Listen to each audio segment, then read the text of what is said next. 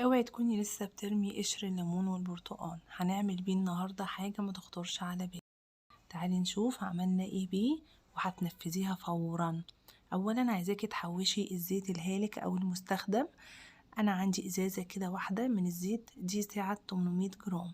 جبت ليمونه حطيتها في الخلاط وحطيت معاها قشر ليمون كان عندي. نزلت عليهم بكوبايه من الميه وضربتهم كويس وبدات اصفيهم. بعد كده جبت ب5 جنيه بوتاص أو بوتاصة كاوية أو هيدروكسيد بوتاسيوم من الراجل بتاع المنظفات، حوالي 5 معالق.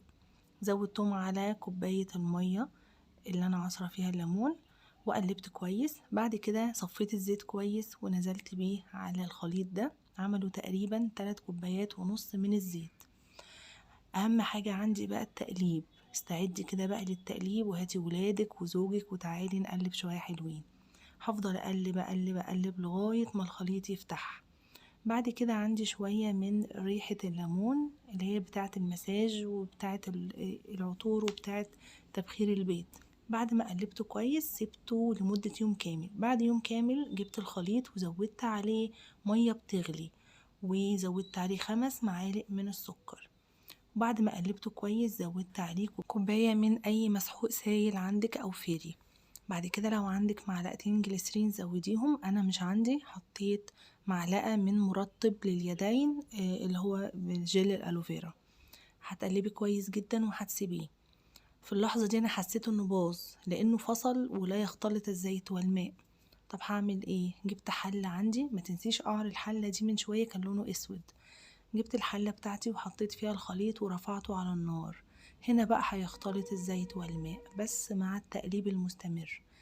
النار عالية في الأول، مجرد ما سخن بدأت أوطي النار خالص وأقلب تقليب مستمر. اداني الشكل ده، شايفة الشكل ده؟ هو ده بقى الصابون السائل اللي بيعملوه. الشرط الوحيد علشان ينجح معاكي تزوديله مية سخنة باستمرار أو ترفعيه على النار.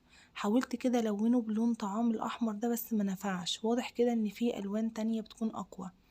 ما علينا، أنا هخليه في الآخر لونه أصفر وهيعجبك قوي. بعد كده ادي التقليب بتاعه. تلاحظي وهو سخن ان القوام بتاعه سايل شوية.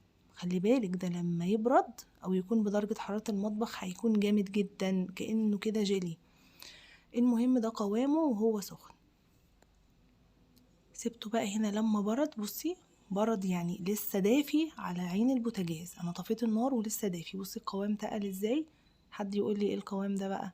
حاجة كده مش مفيش بعد كده ولا هاند بلندر ولا خلاط ولا اي حاجة. مجرد التقليب على النار الدنيا كلها اشتغلت والدنيا كلها انسجمت. انا بعمل قلب لكل الناس اللي بتشجعني والناس اللي بتدعمني في القناة بتاعتي او في صفحتي على الفيسبوك. ايه رأيكم بقى في القلوب الحلوة دي؟ المهم تعالوا نكمل الوصفة بتاعتنا. لغاية هنا زي الفل. تعالي بقى اقولك هزود عليه ايه علشان اخليه حلو معاكي ويرغي ونجرب الرغوة بتاعته. هو كده انا سخنته تاني ورفعت عليه النار تاني. حبيت بقى ازوده مية، قلتلك هزوده مية سخنة. ليه؟ علشان اضمن انه يختلط كويس بيه. لغاية دلوقتي الرغاوي ما راحتش في اي حتة. طب هو هيرغي ولا مش هيرغي؟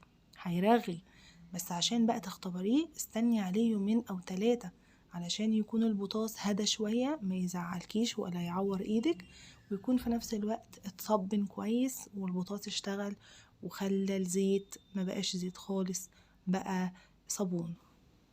شوفي هنا بقى لما برد ده نفس الكمية اللي كانت على النار. لما برد بقى عمل ازاي؟ ده شكله تقيل جدا. عايزة تحبي تخففيه زوديه مية تكون سخنة شوية. انا هنا زودت عليه كده، بملى الكنكة مية وازود واقلب. اول ما تقلبي هتلاقيه انسجم ويتقلب تماما واختلط. لكن لو زودتي مية باردة يعني بياخد وقت معاكي وتقلب شوية. انا هنا زودت حوالي ملو كنكة، يعني حوالي 3 كوبايات من المية او لتر مية تقريبا. بقلب كده بالمضرب اليدوي عشان اضمن ان هو اختلط معايا. ما تنسيش ان انا حاطه فيه السكر ده اللي هيخليه يرغي، وحاطه كمان معلقتين ملح. الملح ده هو اللي هيبقى مادة حافظة. وكوباية الفيري او المسحوق الجاهز هو كمان يعتبر مادة حافظة علشان تعملي صابون سايل ناجح 100%. لان انا في الوصفة دي حسيت بفشل في نص التجربة. اولا لازم ترفعيه على النار ولا تقوليلي هاند بلندر ولا خلاط. هتقلبي كتير جدا وهيفصل الزيت عن المية. لا، ارفعيه على النار شوية عشان يختلط كويس. انا هنا مليت برطمانين وكان خاتر، يعني كان سميك جدا وتقيل جدا، لكن البرطمان الكبير اللي فيه نصه ده سايل شوية، انا مخففاه. المهم انا هسيبه وهوريهولك بعد يومين. طب تعالي كده نجرب الرغوة بتاعته. اهي الحلة اللي انا عاملة فيها، وهي سفنجة جديدة لانج. السفنجة دي جديدة ما استعملتهاش، تمام. ونزلت كده بشوية مية في الحلة، وحرغي كده بالصابون اللي موجود في الحلة اساسا مكان ما انا خدت منها. بدأت ارغي، هي الرغوة بدأت تطلع. تعالي بقى نشوف الرغوة. شايفين الجمال ده؟ كده انا لسه ما صبرتش عليه يومين ولا حاجة، ده كده تجربة حية من واقع التجربة. والله العظيم انا ما عملت قط ولا عملت اي حاجة ولا ضفت اي حاجة غير اللي قدامكم في الفيديو. شايفين؟ من حاجات كنا بنرميها، يعني احنا الزيت الهالك ده بنرميه. ارميه ليه؟ هو الراجل عمال يعدي ويقول بشتري زيت، يا ترى بيعمل بيه ايه؟ طب انا هجرب اعمل كده الصابون السائل في البيت واشوف هيرغي فعلا ولا لا. مش هخسر حاجة، كل اللي خسرته ب5 جنيه بوتاص، وكل حاجة عندي في البيت، الليمون في البيت وقشر الليمون في البيت والزيت اهو. طب انا ما خسرتش اي حاجة. شايفين الحلة بتلمع ازاي؟ انا دلوقتي هغسلها بالمية وهنشوف شكلها بقى عامل ازاي. وكل ده بليفة ناعمة مش بسلك ولا حاجة. شايفين كده شكلها زي الفل. تعالي بقى شوفي البرطمانات دي بعد ما عدى عليها يومين. شايفين البرطمان اللي كان خفيف بقى تقيل ازاي؟ انتوا بتشتروه بالقوام ده؟ لا. طب شايفين بقى البرطمان التقيل بقى عامل زي كده؟ ايه ده جيلي، ده مهلبية، ده كأن عليه نشا، ومعلهوش نشا ولا حاجة. البرطمانات دي اقدر اخففها واطلع منها حوالي 10 لتر من الصابون السائل، وانا عاملاه في البيت ما خسرتش اي حاجة. جربوا الوصفة دي بجد ناجحة جدا. انا لو الوصفة بتفشل معايا وصورتها مش برضه اعرضها عليكم ولا برضه امنتج الفيديو. بعد كده بقى محوشة شوية بقى قشر برتقان وقشر سفندي وقشر الليمون. حطيت عليه كوباية مية سخنة عشان كده طلع النكهات اللي فيه، وجبت الخلاط بتاعي ونزلت بالحاجات دي، ضربتها في الخلاط، عملت لي قوام تقيل كده. زودت عليه مية وضربته تاني لغاية ما بقى كده. هبدأ أصفيه كويس قوي بمصفى ضيقة، وانزل عليه بقى بشوية السائل اللي انا عاملاهم الخفاف كمان. يعني كل ده انا مجيتش ناحية التقيل خالص، انا بشتغل في الخفيف. وبعد ما قلبتهم كويس هنزل بيهم على باقي البرطمان اللي عندي عشان يكون مكان واسع اقلب فيه براحتي.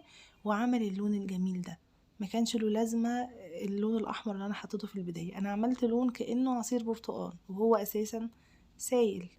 طبعا قوامه هيتقل عن كده لان انا ضربه البرتقال او قشر البرتقال بميه سخنه. كده انا عملت، بصوا ازازه مليانه ازاي، وادي برطمانين. البرطمان الواحد يشيل حوالي، واحد يشيل 1.5 لتر والتاني يشيل حوالي 3 لتر. وادي الشوية اللي كانوا فاضلين في الخلاط اخدت منهم معلقتين بس وشوية مية وسفنجة جديدة. وتعالوا نشوفوا الرغوة بعد ما خففنا الصابون السائل عاملة ازاي. بجد وصفة ناجحة قوي. ولا الريحة بقى وجمالها، قشر البرتقان وقشر السفندي وقشر الليمون، مش محتاجة احط اي ريحة، ومش محتاجة اجيب حتى ب5 جنيه لون واحطه. لو الوصفة عجبتكم ما تنسوش لايك وشير للفيديو، واستنوني في فيديو جديد. والسلام عليكم ورحمة الله وبركاته.